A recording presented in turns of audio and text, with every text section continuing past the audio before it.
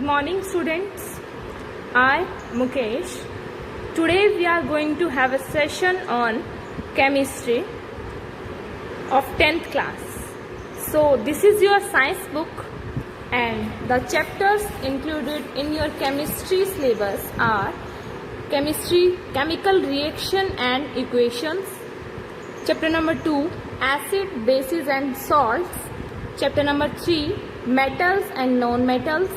Chapter number 4, carbon and its compounds.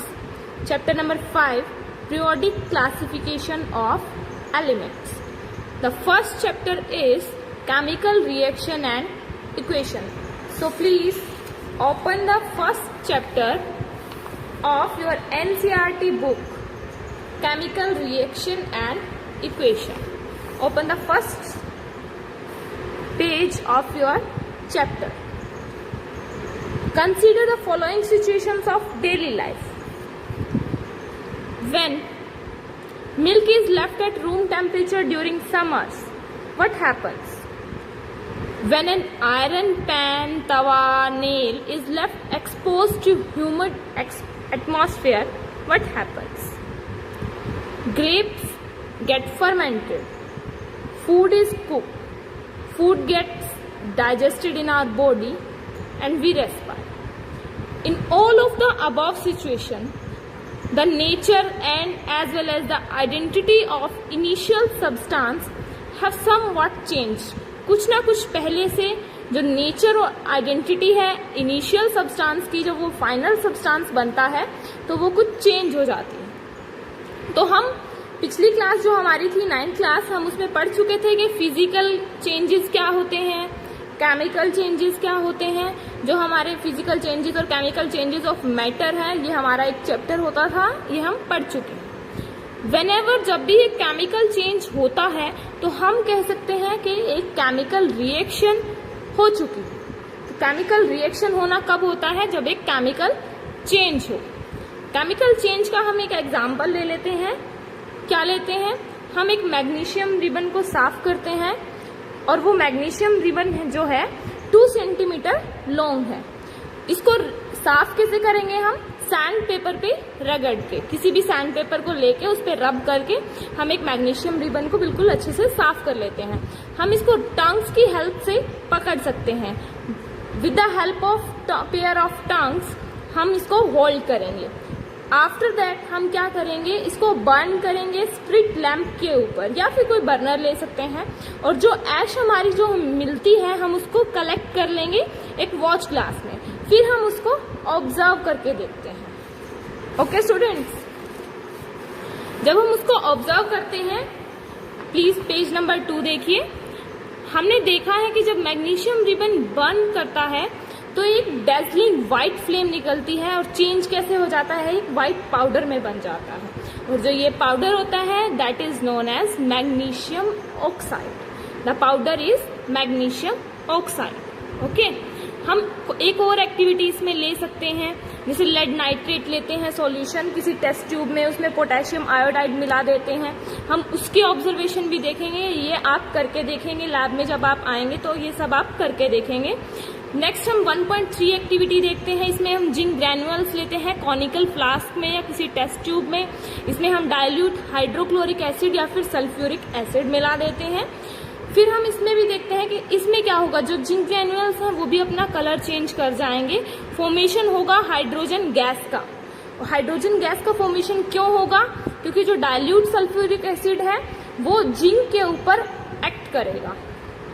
हम इन तीनों activities जो हमने अभी परफॉर्म करके या हमने देखी हैं, इन तीनों एक्टिविटीज से हम कह सकते हैं कि ये क्या होती है? केमिकल रिएक्शन हुई है. इन तीनों रिएक्शंस में क्या हुआ है? केमिकल रिएक्शन में चेंज इन स्टेट भी हुआ है, चेंज इन कलर भी हुआ है, इवोल्यूशन ऑफ गैस भी हुआ है, साथ साथ टेम्परेचर भी चेंज हुआ है.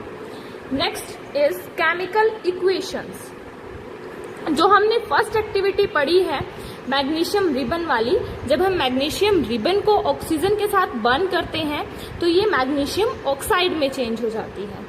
तो मैग्नीशियम और ऑक्सीजन जब मिलते हैं दोनों, तो क्या बनता है, मैग्नीशियम ऑक्साइड। यही एक्टिविटी हमने जस्ट अभी पढ़ी है, तो इसको ही हमने क्या नाम दिया है कि ये एक केमिकल इक्वेशन है। अब केमिकल इक्वेशन को लिखते कैसे हैं, केमिकल इक्वेशन को कैसे लिखेंगे, हम रिकॉल कर सकते हैं फॉर्मूले। मैग्नीशियम का फॉर्मूला क्या होता था, ऑक्सीजन का फॉर्मूला क्या होता था, ये हम सब पढ़ चुके हैं। Magnesium is denoted as Mg as well as oxygen is denoted as O2.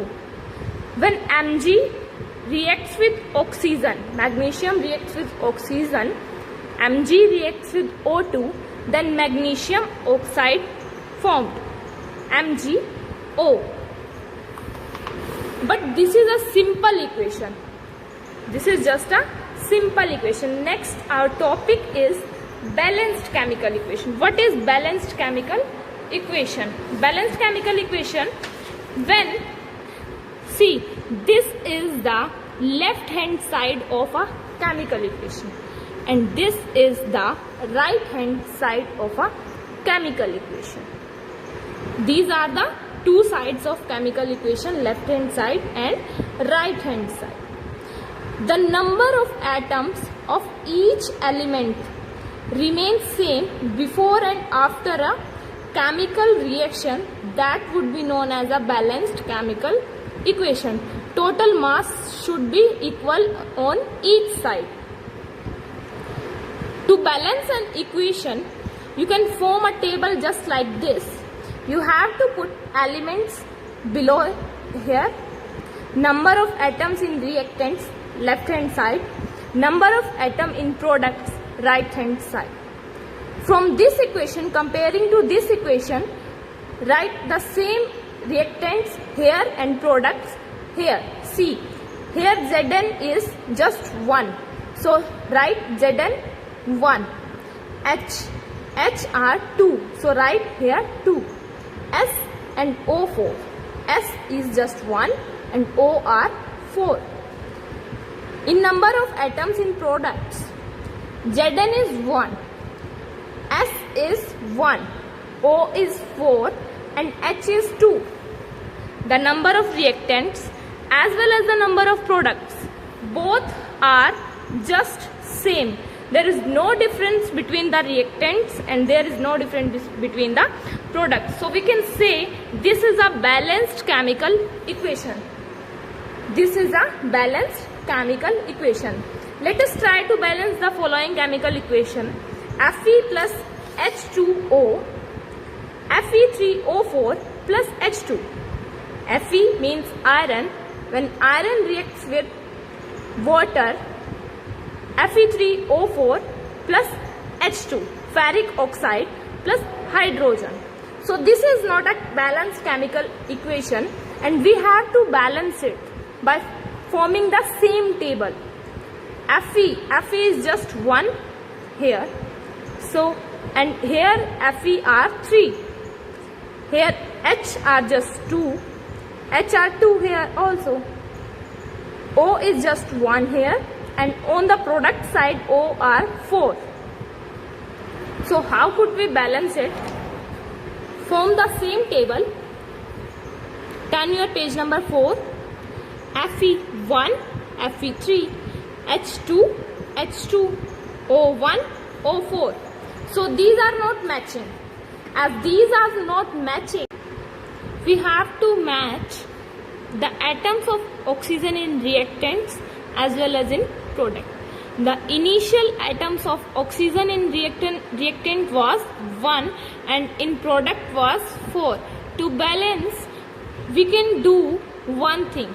We can multiply 1 with 4 and in product it is 4 also.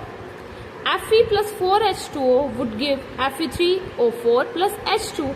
This is partly balanced equation. This is not fully balanced equation. This is just a partly balanced equation. To balance this equation fully, we have to also balance the atoms of hydrogen. We have to match the atoms of hydrogen. What could we do in that? We have to just write firstly initial and to balance atoms of hydrogen. Initial atoms of hydrogen in reactant was 8 and in product was just 2. as it is maximum number, it is a large number 8 and it is a small number, so what could we do? We could just write 2 into 4. 2 into 4 would be equal to 8 and it would give us the same atoms in reactants, and in product it would also be equal to 8. So this is Fe plus 4H2O, Fe3O4 plus 4H2. This is also a partly balanced equation. We are now going to fully balanced equation. Next, atoms of iron, which is also unbalanced. Atoms of iron initially was 1 and in product it was 3. To balance the atoms of iron, in reactant we should multiply 1 into 3, that would give in product as same 3. 3 Fe plus 4H2O would be equal to Fe3O4 plus 4H2. 3 Fe plus 4H2O, Fe3O4 plus 4H2 is a fully balanced equation. We can write it as a fully balanced equation. Now we can write these steps as step by step. 3 Fe plus 4H2O, Fe3O4 plus 4H2. Okay, so now sometimes the reaction condition such as temperature, pressure, catalyst for the reaction are indicated above or below the arrow in the equation. For example, CO plus 2H2 would give us CH3OH. Same, C6CO2 plus 12H2O. In the presence of sunlight and in the presence of chlorophyll, we would have C6H12O6, which is also known as glucose, plus 6O2 plus 6H2. Now, on page number 6, here are some questions. The first question is based on activity 1 and you can write it in your notebook as well. The second question is you have to write out just the balanced equation of hydrogen plus chlorine. The product would be hydrogen chloride. Barium chloride plus aluminium sulfate would give barium sulfate plus aluminium chloride. Sodium plus water would give sodium hydroxide plus hydrogen. In third question, write a balanced chemical equation with state symbol for the following reaction. Next is types of chemical reaction. There are many types of chemical reaction. The first type of chemical reaction is combination reaction. Combination reaction means when in this reaction two types of reactant would give or would combine to form a single product. Same as given in this reaction, calcium oxide CaO and water H2O combines to form a single product known as CaOH2 slacked lime, or also known as calcium hydroxide. Let us discuss some more examples of combination reaction. Burning of coal, C plus O2 CO. Formation of water from H2 and O2, 2H2 plus O2, 2H2O. Other examples means reactions in which heat is released along with the formation of product. If heat is released also with the formation of product, then that reaction would be known as exothermic reaction, जिसमें साथ में product के साथ साथ heat भी निकले, उसको हम कहेंगे exothermic reaction. The example of exothermic reaction is CH4 plus 2O2 CO2 plus 2H2O. Do you know that respiration is an exothermic process? हम सबको पता है we need energy to stay alive. और जो ये हमें एनर्जी है वो हमें कहाँ से मिलती है? From the food we eat. During digestion के दौरान जो फूड है वो सिंपलर सब्सटेंस में टूटता है, जैसे राइस, पोटैटोज, ब्रेड, ये सब कार्बोहाइड्रेट होता है इनके अंदर. तो जो ये कार्बोहाइड्रेट्स होते हैं ये ग्लूकोज बनाने के लिए टूट जाते हैं. जो ये ग्लूकोज होता है ऑक्सीजन के साथ मिलता है और ऑक्सीजन के साथ मिलके ये एक रेस्पिरेशन की रिएक्शन ओकर करता है और इसको हम कहते हैं जो हम आगे बायो के चैप्टर में पढ़ेंगे बाद में। डीकम्पोजिशन जो होता है वेजिटेबल मैटर का कंपोस्ट में, ये भी एक एक्सोथर्मिक रिएक्शन है। Now turning to page number 8, decomposition reaction. Decomposition reaction means when a single substance or single reactant break down to give a simpler product, that is known as decomposition reaction. 2FeSO4 ferrous sulfates breaks down into ferric oxide, sulfuric acid, SO3, SO2.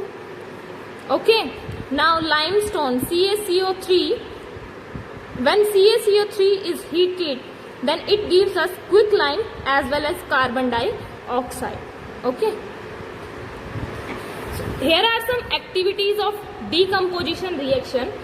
The same equation given here is formed as activity.